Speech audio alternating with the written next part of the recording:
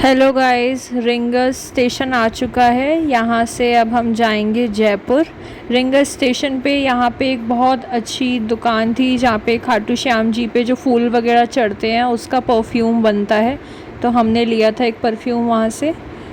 ये हम आ चुके हैं जयपुर। ये है जयपुर का रेलवे स्टेशन। वहाँ पे हमने रूम लिया है अपने लिए। जयपुर में सिंधी कैंप के कांति नगर में ये हमको होटल दिखा था, होटल अवंतिका पैलेस। बहुत ही अच्छा होटल था। ये हमने रूम लिया था, हम 5 पीपल हैं तो 5 बेड वाला हमने लिया था। और यहाँ पे बहुत अच्छी फैसिलिटीज़ थी। देखिए यहाँ पे एक फ़ैन लगा हुआ है और नीचे सारी ड्रॉर्स हैं जिसमें आप अपना सामान रख सकते हैं। अभी हमने रखा नहीं है बिकॉज़ अभी अभी ही हम आए हैं। ऊपर एसी है, टीवी है, इधर पूरा ड्रेसिंग टेबल है और 2 फैन्स हैं। मतलब बिल्कुल अच्छे से गर्मी के लिए बिल्कुल आपको कूलिंग मिलेगी। ये ड्रेसिंग पूरा है और यहाँ पे इनका मेन्यू कार्ड भी रखा है। इन्हीं का रेस्टोरेंट है, बस आप कॉल करिए और वेटर मतलब वहाँ के लोग आपके रूम पे ही आपका खाना पहुँचवा देंगे। ये सर्विस बहुत अच्छी थी और अटैच बाथरूम एंड वॉशरूम है। ये था हमारा रूम। इसकी कॉस्ट की बात करें तो था ये 2500 रुपीज़ पर डे का। ये हम 5 लोगों के लिए था रूम। रूम के बाहर का व्यू आपको दिखाती हूँ, देखिए कितना अच्छा व्यू है। फिर हम पहुँचे थे तो भूख लग रही थी तो मैंने अपने लिए ऑर्डर की थी मैगी और चाय। और मैगी खाने का बहुत मन कर रहा था। ये थी मसाला मैगी, बहुत टेस्टी थी। जैसे कि हमारी ट्रेन लेट हो गई थी आने में तो हम लोग बहुत थक गए थे, तो आज हम कहीं गए नहीं। नीचे से ही हमने डिनर मंगा लिया था, रोटी, पनीर, दाल फ्राई वगैरह। अगले दिन मेरी दीदी का आरजेएस का पेपर था और उनका सेंटर पड़ा था सेंट एलमंड स्कूल जयपुर। हम उनको वहीं सेंटर पे छोड़ने आए थे। तो हमने देखा कि इस स्कूल के पास ही एक शॉप है जहाँ पे हम अपना ब्रेकफास्ट कर सकते हैं। हम लोगों ने ली थी प्याज की कचौड़ी और ये देखिए कैसे कट करके बिल्कुल दे रहे हैं जिससे हमें कोई डिफ़िकल्टी ना हो खाने में। और उधर जलेबी बन रही थी और इनके अलग तरीके से मिलती है। देखिए कैसे कढ़ी में डाल के दी है। ये टेस्ट बहुत ही अमेजिंग लग रहा था। ये जो कॉम्बिनेशन है ना, प्याज की कचौड़ी विद कढ़ी। अगर आपको कढ़ी पसंद नहीं है तो आप साथ में चाय भी ले सकते हैं। हमने साथ में जलेबी और दही भी लिया था। उसके बाद हम लोग चले गए बिरला मंदिर, दीदी को वहाँ छोड़ के, जिसको श्री लक्ष्मी नारायण मंदिर भी कहते हैं। ये है हमारा बिरला मंदिर का एरिया। इधर साइड में शॉप्स वगैरह भी हैं अगर आपको कुछ भी ख़रीदना है। फिर बिरला मंदिर के सामने मम्मी पापा और हम सब ने अपने फ़ोटो करवाए और फिर हम गए हमारे लक्ष्मी नारायण मंदिर के अंदर। अंदर वॉल पेंटिंग्स भी बहुत अच्छी बनी थी और विष्णु जी और लक्ष्मी माता की इतनी बड़ी, इतनी सुंदर मूर्ति थी। बहुत भीड़ थी मंदिर में आज और हमारी टाइमिंग इतनी सही रही। आई थिंक 10:30 के करीब ही यहाँ पे आरती स्टार्ट हो गई थी।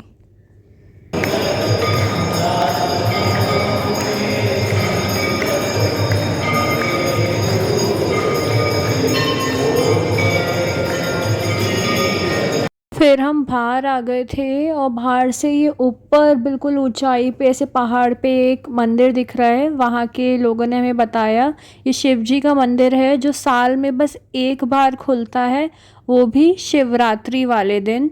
सो और ये भी बताया था कि इतनी लंबी लंबी लाइंस लगी होती हैं इस मंदिर के बाहर क्योंकि ये साल में बस एक ही दिन खुलता है, शिवरात्रि वाले दिन। बिरला मंदिर के बिल्कुल वॉकिंग डिस्टेंस पे ही था मोती डोंगरी गणेश जी का मंदिर।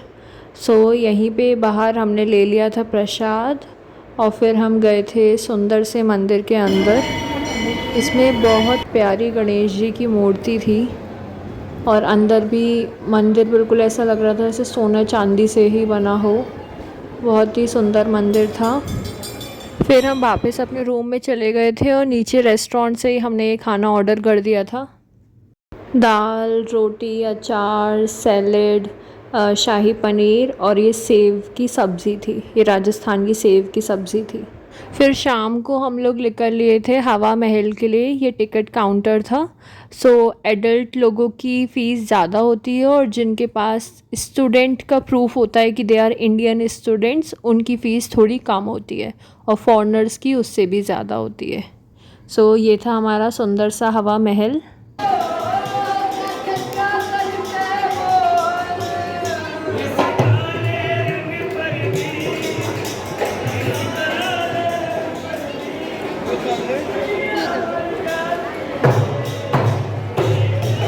यहाँ मेरा भाई हवा महल की खिड़की से बाहर देख रहा है। वैसे हवा महल की ये खासियत है कि उसमें बहुत सारी खिड़कियाँ हैं, बट यहाँ पे ज़्यादातर खिड़कियाँ बंद थी। तो ऐसा कुछ नहीं था कि बहुत ज़्यादा हवा थी इसके अंदर। फिर यहाँ पे ये पूरा हवा महल का मॉडल भी बना हुआ था और सामने मूर्ति थी कि किसने बनवाया था ये हवा महल। उसके बाद हम हवा महल के बाहर निकले। वहाँ पे इतनी टेस्टी ये कुछ पकौड़ियाँ थी, प्याज आलू और दाल वगैरह की, वो खाई और साथ में ही हमने ये कुल्फ़ी ली थी। मज़ा आ गया था। फिर थोड़ा हवा महल के बाहर का मार्केट एक्सप्लोर किया था। आज संडे था जिस दिन हम गए थे, इसलिए मार्केट बहुत कम खुला हुआ था क्योंकि संडे को आई थिंक 6 बजे के बाद बंद हो जाता है। ऊपर से जब हम हवा महल आ रहे थे तो हमें बहुत सारे रिक्शे वालों ने कहा कि अब जाने का कोई फ़ायदा नहीं है क्योंकि 5 बजे हवा महल, आमेर फोर्ट, सिटी पैलेस ये सारी चीज़ें बंद हो जाती हैं। लेकिन तब भी हमने कहा नहीं, हमें लेके चलो। तो हम हवा महल आए और यहाँ ऐसा कुछ नहीं था। 5 बजे हमें अच्छे से टिकट मिल गई और हम अंदर चले गए। लेकिन शायद हाँ, आमेर फोर्ट में आप 5 बजे के बाद एंट्री नहीं ले सकते हो। ये है जल महल। जब हम आमेर फोर्ट अगली सुबह जा रहे थे, रास्ते में हमें दिखा था। बदबू आ रही है, बदबू तो आएगी। ये पूरी ये कॉलोनी का पानी है ना, ये आता है इसके अंदर। और ये देखना जल महल, ये है जल महल। कितनी नीचे, कितनी नीचे और है? हाँ, 2 मंजिल नीचे हो। घोड़े, फुंसी, खांस, खुजली, कुछ भी शरीर में एलर्जी हो, यहाँ पे आके नहा लो आप।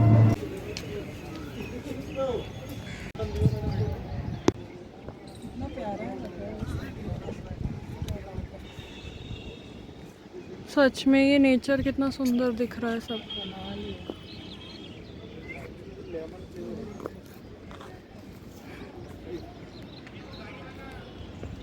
ये आमेर फोर्ट से हमें दिख रहा था जयगढ़ फोर्ट। अगर आपको नाहरगढ़ फोर्ट और जयगढ़ फोर्ट जाना है, उसका रास्ता भी बीच में पड़ता है जब हम आमेर फोर्ट में आते हैं तब। गाइस, इस वक्त हम लोग हैं आमेर फोर्ट में। ये देखिए इतना सुंदर नज़ारा है चारों तरफ। पीछे भी देखिए।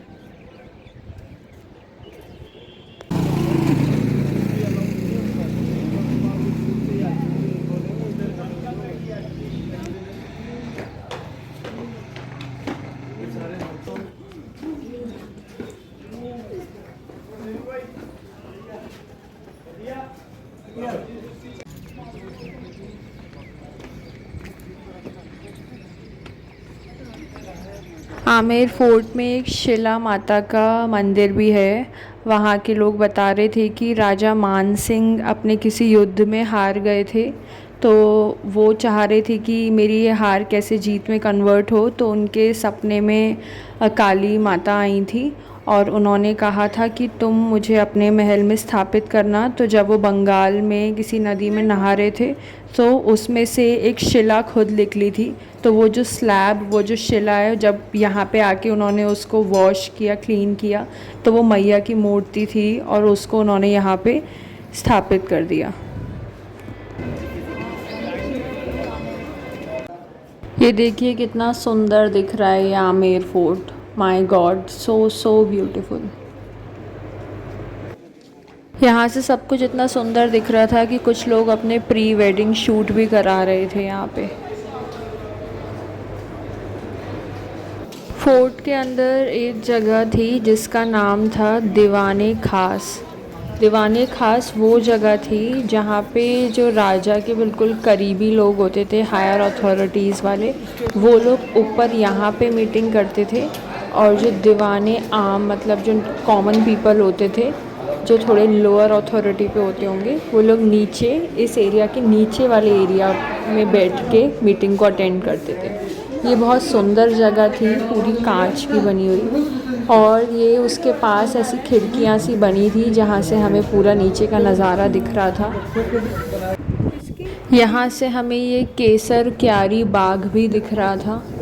सब कुछ इतना ज़्यादा सुंदर है, बहुत ज़्यादा।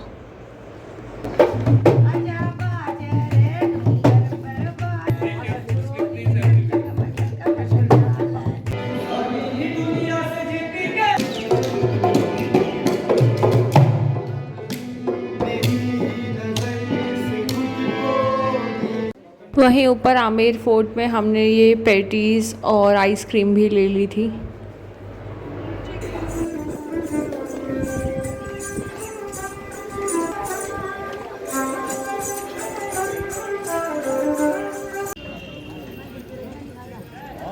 लाओ चाय फिर बाहर। कितने की गिलास है? लाओ।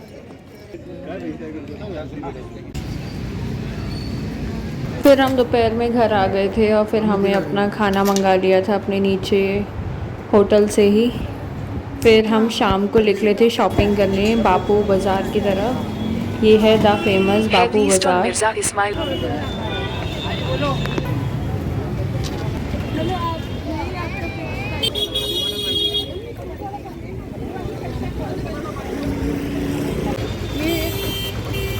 ये वाला हवा में वो भी एक और हवा में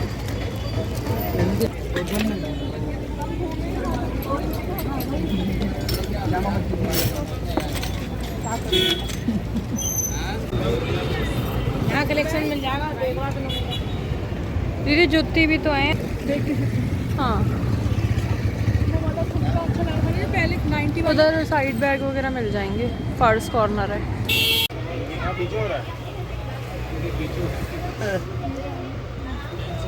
पानी पापा तो ब्लूबेरी।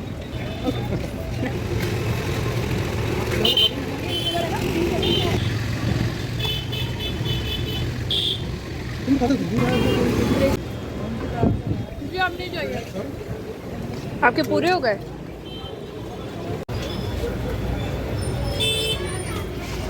इसका बापू बाज़ार में एक ये एरिया था जिसका नाम था फलाहार, जहाँ पे व्रत का सारा खाना मिलता है। वहाँ पे हमने ये फ्रूट क्रीम ली थी। उसके बाद हम वापस होटल आ गए थे। फिर मुझे आलू के पराठे की इतनी ज़्यादा क्रेविंग हो रही थी, ये अचार और आलू का पराठा मैंने नीचे ही वहीं से ऑर्डर कर लिया था। उसके बाद हमारा ये ट्रिप एंड होता है। हम लोग चले गए थे रेलवे स्टेशन। सो यही था हमारा पूरा जयपुर का ट्रिप। फिर डिनर के लिए रेलवे स्टेशन के IRCTC लाउंज में ये पूरा बुफ़े था। आई थिंक सो 240 रुपीज़ पर पर्सन। एयर कंडीशन था, सेल्फ सर्विस थी। सो यहीं किया था।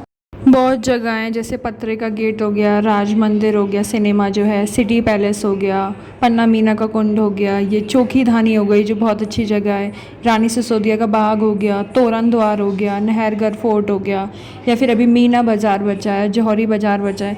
जयपुर एक्सप्लोर करने के लिए आपको अच्छा खासा टाइम चाहिए। हमारा एक्सपीरियंस भी बहुत अच्छा रहा। जितनी चीज़ें हमने एक्सप्लोर की, आप भी जाइए, वहाँ के एंशिएंट हिस्ट्री को जानिए और ब्यूटीफुल नेचर को देखिए।